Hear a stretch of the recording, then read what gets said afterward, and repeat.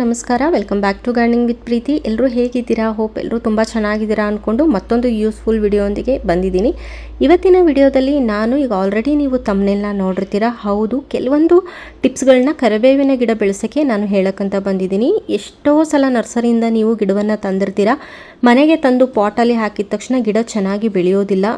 ಈ ರೀತಿ ಕಂಪ್ಲೇಂಟ್ಸ್ ಇರೋದ್ರಿಂದ ಅದಕ್ಕೆ ಏನೆಲ್ಲ ನಾವು ಕೇರ್ ತಗೋಬೇಕು ಅನ್ನೋದು ಇವತ್ತಿನ ವಿಡಿಯೋ ಆಗಿರುತ್ತೆ. ಹಾಗೆ ಈ ಟಿಪ್ಸ್ಗಳನ್ನ ನೀವೇನಾದರೂ ಫಾಲೋ ಮಾಡಿದರೆ ಇಲ್ಲಿ ಸ್ಕ್ರೀನ್ ಮೇಲೆ ತೋರಿಸ್ತಾ ಇದ್ದೀನಿ ನೋಡಿ, ಚಿಕ್ಕ ಪಾಟಲ್ಲೂ ಕೂಡ ಪೊದೆ ಥರ ಗಿಡ ಬೆಳೆಯುವಂಥದ್ದು. ಸೊ ಇದನ್ನೆಲ್ಲ ಹೇಳ್ತೀನಿ. ಅದಕ್ಕಿಂತ ಮುಂಚೆ ಚಾನಲ್ನ ಯಾರು ಸಬ್ಸ್ಕ್ರೈಬ್ ಮಾಡ್ಕೊಂಡಿಲ್ವೋ ಚಾನಲ್ನ ಸಬ್ಸ್ಕ್ರೈಬ್ ಮಾಡಿಕೊಂಡು ನೋಟಿಫಿಕೇಷನ್ನ ಆನ್ ಮಾಡ್ಕೊಳ್ಳಿ.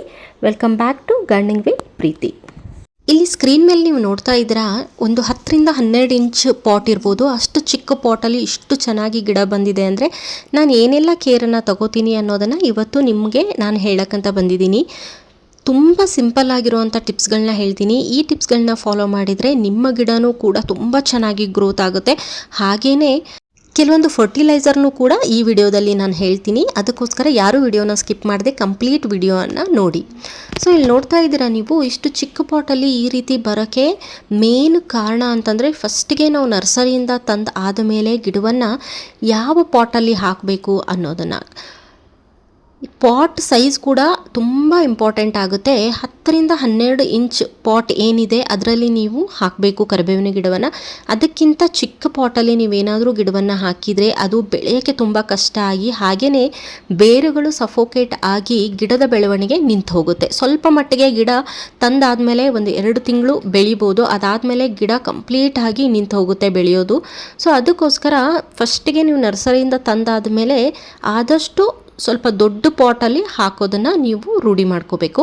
ಇನ್ನು ನೆಕ್ಸ್ಟ್ ಟಿಪ್ ಬಂದು, ಮಣ್ಣು ಯಾವ ರೀತಿ ಇರಬೇಕು ಕರಿಬೇವಿನ ಗಿಡ ತುಂಬ ಚೆನ್ನಾಗಿ ಹೆಲ್ದಿಯಾಗಿ ಬರಬೇಕು ಅಂತಂದರೆ, ಗಾರ್ಡನ್ ಸಾಯಿಲ್ 50% ತಗೊಳ್ಳಿ, 25% ನೀವು ವರ್ಮಿ ಕಂಪೋಸ್ಟನ್ನು ತೊಗೊಂಡು ಇನ್ನು 25% ಮರಳನ್ನು ತಗೊಳ್ಳೋದ್ರಿಂದ ಮಣ್ಣು ತುಂಬ ಚೆನ್ನಾಗಿ ಇರುತ್ತೆ. ಹಾಗೆಯೇ ನೀವು ನೀರು ಕೊಟ್ಟ ತಕ್ಷಣ ಮಣ್ಣು ನೀರನ್ನು ಎಷ್ಟು ಬೇಕೋ ಅಷ್ಟು ತಗೊಂಡು ಬಾಕಿ ನೀರನ್ನು ಡ್ರೈನೇಜ್ ಹೋಲ್ ಥ್ರೂ ಹೊರಗಡೆ ಹಾಕುತ್ತೆ. ಈ ರೀತಿ ಮರಳಾಗಿರೋ ಮಣ್ಣನ್ನು ತಗೊಳ್ಳೋದ್ರಿಂದ ತುಂಬ ಚೆನ್ನಾಗಿ ಕರಿಬೇವಿನ ಗಿಡ ಪೊದೆ ಥರ ಬೆಳೆಯುವಂಥದ್ದು. ಇನ್ನು ನೆಕ್ಸ್ಟ್ ಬಂದು ನೀರು ಯಾವಾಗ ಕೊಡಬೇಕು. ಈಗ ಕೆಲವೊಬ್ಬರು ರೂಢಿ ಮಾಡ್ಕೊಂಡಿರ್ತಾರೆ ಡೈಲಿ ನೀರನ್ನು ಕೊಡೋದು. ಆ ರೀತಿ ಯಾವ ಗಿಡಗಳಿಗೂ ಮಾಡಬಾರ್ದು.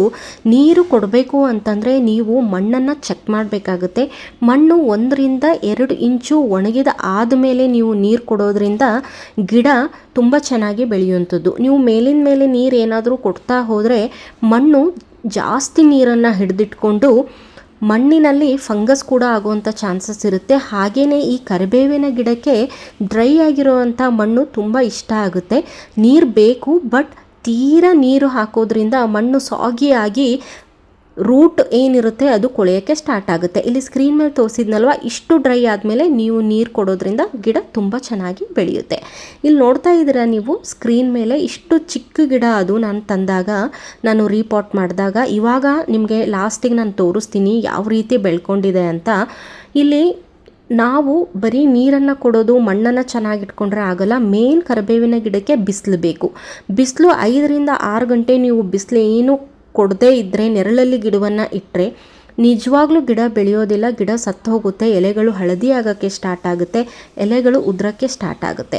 ಸೊ ಅದಕ್ಕೋಸ್ಕರ ಫಸ್ಟು ನೀವು ಬಿಸಿಲು 5ರಿಂದ 6 ಗಂಟೆ ದಿನದ ಬಿಸಿಲು ಎಲ್ಲಿ ಬೀಳುತ್ತೋ ಅಲ್ಲಿ ನಿಮ್ಮ ಪಾಟನ್ನು ಶಿಫ್ಟ್ ಮಾಡ್ಕೊಳ್ಳಿ.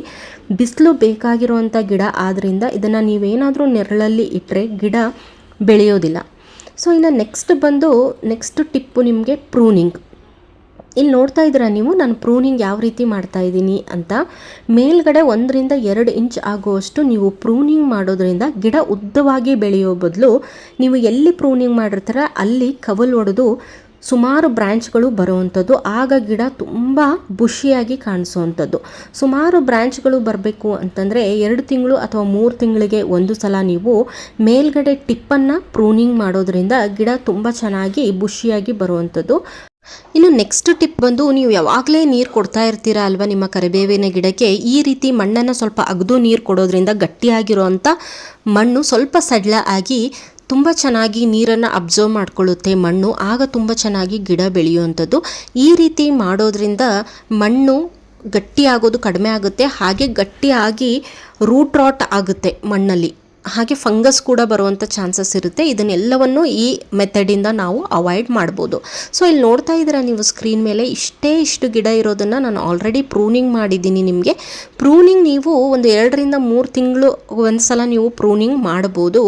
ಈ ಮಳೆಗಾಲದಲ್ಲಿ ಸ್ವಲ್ಪ ಚಿಗಿಯೋಕ್ಕೆ ಸ್ಟಾರ್ಟ್ ಆಗುತ್ತೆ ಗಿಡ. ಈಗ ಇದ್ರದ್ದು ಸೀಸನ್ ಕೂಡ ಹೌದು. ಇವಾಗ ಇದಕ್ಕಿಂತ ಮುಂಚೆ ನಾವೇನು ಚಳಿಗಾಲ ನೋಡಿದ್ವಿ, ಈ ಚಳಿಗಾಲದಲ್ಲಿ ಸ್ವಲ್ಪ ಡಾಮೆನ್ಸಿ ಪೀರಿಯಡ್ ಅಂತ ನಾವು ಕರಿತೀವಿ. ಸ್ವಲ್ಪ ಸ್ಟ್ರೆಸ್ಗೆ ಒಳಗಾಗಿ ಗಿಡದ ಎಲೆಗಳು ಹಳದಿ ಆಗುವಂಥ ಆಗಿರುತ್ತೆ. ಸೊ ಈಗ ಹೊಸದಾಗಿ ಮತ್ತೆ ಚಿಗುರು ಬರೋಕ್ಕೆ ಸ್ಟಾರ್ಟ್ ಆಗುತ್ತೆ. ನಾನು ಹೇಳಿರುವಂಥ ಎಲ್ಲ ಟಿಪ್ಸ್ಗಳನ್ನ ಫಾಲೋ ಮಾಡಿ. ಅಂತಂದರೆ ಮಣ್ಣು ಚೆನ್ನಾಗಿರಬೇಕು, ಬಿಸಿಲು ಇರಬೇಕು, ಹಾಗೆಯೇ ಪ್ರೂನಿಂಗ್ ಮಾಡ್ತಾ ಇರಿ. ಹಾಗೆಯೇ ನೀವು ಯಾವ ಫರ್ಟಿಲೈಸರ್ನ ಯೂಸ್ ಮಾಡಿದರೆ ಗಿಡ ತುಂಬ ಫಾಸ್ಟಾಗಿ ಬೆಳೆಯುವಂಥದ್ದು, ಹಾಗೆ ಗಿಡದ ಎಲೆಗಳು ಹಚ್ಚ ಹಸಿರಾಗಿರುತ್ತೆ ಅನ್ನೋದನ್ನು ನಾನು ವಿಡಿಯೋ ಕೊನೆಯಲ್ಲಿ ಹೇಳಿದ್ದೀನಿ. ಇವಾಗ ಈ ರೀತಿ ಆಗಿರೋಂಥ ಗಿಡವನ್ನು ನಾನು ಈಗ ಯಾವ ರೀತಿ ಬೆಳೆದಿದೆ ಪ್ರೂನಿಂಗ್ ಆದಮೇಲೆ ಅನ್ನೋದನ್ನು ನಾನು ನಿಮಗೆ ತೋರಿಸ್ತೀನಿ. ಇಲ್ಲಿ ನೋಡ್ತಾ ಇದ್ದೀರಾ ನೀವು ಸ್ಕ್ರೀನ್ ಮೇಲೆ, ನಾನು ಎಲ್ಲಿ ಆ ವೈಟ್ ಡಾಟ್ ಏನು ಕಾಣಿಸ್ತಾ ಇದೆ ಅಲ್ಲಿ ನಾನು ಪ್ರೂನಿಂಗನ್ನು ಮಾಡಿದ್ದೆ. ಸೊ ಅಲ್ಲಿಂದ ನೋಡಿ ಹೊಸ ಚಿಗುರುಗಳು ಬರೋಕ್ಕೆ ಸ್ಟಾರ್ಟ್ ಆಗಿದೆ. ಸೊ ಇದಾದಮೇಲೆ ಮತ್ತೆ 2-3 ತಿಂಗಳು ಬಿಟ್ಟಾದ ಮೇಲೆ ಮತ್ತೆ ನೀವು ಟಿಪ್ಪನ್ನು ಕಟ್ ಮಾಡೋದ್ರಿಂದ ಮತ್ತೆ ಅಲ್ಲಿಂದ ಹೊಸ ಚಿಗುರುಗಳು ಬರೋಕ್ಕೆ ಸ್ಟಾರ್ಟ್ ಆಗುತ್ತೆ. ಸೊ ಈ ರೀತಿ ನಾವು ಪ್ರೂನಿಂಗ್ ಮಾಡ್ತಾ ಹೋದರೆ ಗಿಡ ತುಂಬ ಬುಷಿಯಾಗಿ ಬೆಳೆಯುವಂಥದ್ದು. ಸೊ ಇಲ್ಲಿ ನೋಡ್ತಾ ಇದ್ದೀರಾ ನೀವು ಸ್ಕ್ರೀನ್ ಮೇಲೆ, ಇದು ಎಪ್ಸಮ್ ಸಾಲ್ಟ್ ಅಂತ ನಾವು ಕರಿತೀವಿ. ಆನ್ಲೈನಲ್ಲೂ ಸಿಗುತ್ತೆ, ಆಫ್ಲೈನಲ್ಲೂ ಸಿಗುತ್ತೆ. ಈ ಎಪ್ಸಮ್ ಸಾಲ್ಟನ್ನು ನೀವು 1 ಲೀಟರ್ ನೀರಲ್ಲಿ 1 ಟೇಬಲ್ ಸ್ಪೂನ್ ಆಗುವಷ್ಟು ಇದನ್ನು ಮಿಕ್ಸ್ ಮಾಡಿಕೊಂಡು ಡೈರೆಕ್ಟ್ ನಿಮ್ಮ ಗಿಡಗಳಿಗೆ ಕೊಡ್ಬೋದು. ಇದನ್ನು ನೀವು ಸ್ಪ್ರೇ ಕೂಡ ಮಾಡ್ಬೋದು. ಈ ರೀತಿ ಗಿಡಗಳಿಗೆ ನೀವು ಡೈರೆಕ್ಟ್ ಮಣ್ಣಿನಲ್ಲಿ ಕೂಡ ಕೊಟ್ಟು ಉಳಿದಿರೋ ಅಂಥ ನೀರನ್ನು ಒಂದು ಸ್ಪ್ರೇ ಬಾಟ್ಲಿಗೆ ಹಾಕ್ಕೊಂಡು ಗಿಡದ ತುಂಬೆಲ್ಲ ಸ್ಪ್ರೇ ಮಾಡಿದರೆ ಗಿಡ ಹಚ್ಚ ಹಸಿರಾಗಿ ಬೆಳೆಯುತ್ತೆ. ಹಾಗೆ ನೀವು ಎಪ್ಸಮ್ ಸಾಲ್ಟನ್ನು ಯೂಸ್ ಮಾಡಿರೋದರಿಂದ ನೀವು ಕರಿಬೇವಿನ ಗಿಡವನ್ನು ಅಡುಗೆಗೆ ಯೂಸ್ ಮಾಡ್ತೀರಾ ಅಂದಾಗ ತುಂಬ ಚೆನ್ನಾಗಿ ನೀವು ಇದನ್ನು ತೊಳೆದ್ಬಿಟ್ಟು ಯೂಸ್ ಮಾಡಿ. ಇಲ್ಲ ನಾವು ಸ್ಪ್ರೇ ಮಾಡಲ್ಲ ಅನ್ನೋದಾದರೆ ಗಿಡದ ಮಣ್ಣಲ್ಲಿ ಮಾತ್ರ ಎಪ್ಸಮ್ ಸಾಲ್ಟ್ ಹಾಕೋದ್ರಿಂದ ಕೂಡ ತುಂಬ ಚೆನ್ನಾಗಿ ಹಚ್ಚ ಹಸಿರಾಗಿ ಗಿಡ ಬೆಳೆಯುತ್ತೆ. ನಾನು ಇದನ್ನು ಸುಮಾರು ವರ್ಷಗಳಿಂದ ಫಾಲೋ ಮಾಡ್ಕೊಂಡು ಬಂದಿದ್ದೀನಿ. ಬಿಕಾಸ್ ಎಪ್ಸಮ್ ಸಾಲ್ಟ್ ತುಂಬ ಚೆನ್ನಾಗಿ ಗಿಡವನ್ನು ಬೆಳೆಯೋಕ್ಕೆ ಹೆಲ್ಪ್ ಮಾಡುತ್ತೆ. ಈ ಎಪ್ಸಮ್ ಸಾಲ್ಟ್ ನಿಮಗೆ ಆನ್ಲೈನಲ್ಲೂ ಕೂಡ ಅವೈಲೇಬಲ್ ಇದೆ, ಆಫ್ಲೈನಲ್ಲೂ ಕೂಡ ಅವೈಲೇಬಲ್ ಇದೆ. ತುಂಬ ಏನು ರೇಟ್ ಇರಲ್ಲ ಇದಕ್ಕೆ. 1 kg ನೀವು ತೊಗೊಂಡು ಬಂದರೆ ವರ್ಷಾನುಗಟ್ಟಲೆ ನೀವು ಒಂದು ಏರ್ ಟೈಟ್ ಕಂಟೈನರಲ್ಲಿ ಹಾಕ್ಕೊಂಡು ಇಟ್ಕೊಂಡು ಇದನ್ನು ಯೂಸ್ ಮಾಡಬಹುದು. ಬೇರೆ ಎಲ್ಲ ಗಿಡಗಳಿಗೂ ನೀವು ಎಪ್ಸಮ್ ಸಾಲ್ಟನ್ನು ಯೂಸ್ ಮಾಡ್ಬೋದು. ತರಕಾರಿ ಗಿಡಗಳಿಗೆ, ಸ್ಪೆಷಲಿ ಟೊಮ್ಯಾಟೊ ಗಿಡಗಳಿಗೆ ನೀವು ಏನಾದರೂ ಎಪ್ಸಮ್ ಸಾಲ್ಟನ್ನು ಯೂಸ್ ಮಾಡಿದರೆ ತುಂಬ ಚೆನ್ನಾಗಿ ಸೈಜಲ್ಲಿ ಟೊಮ್ಯಾಟೊಗಳು ಜಾಸ್ತಿ ಬರುತ್ತೆ. ಅದನ್ನು ಕೂಡ ನೆಕ್ಸ್ಟ್ ವಿಡಿಯೋದಲ್ಲಿ ನಾನು ಹೇಳ್ತೀನಿ ನಿಮಗೆ.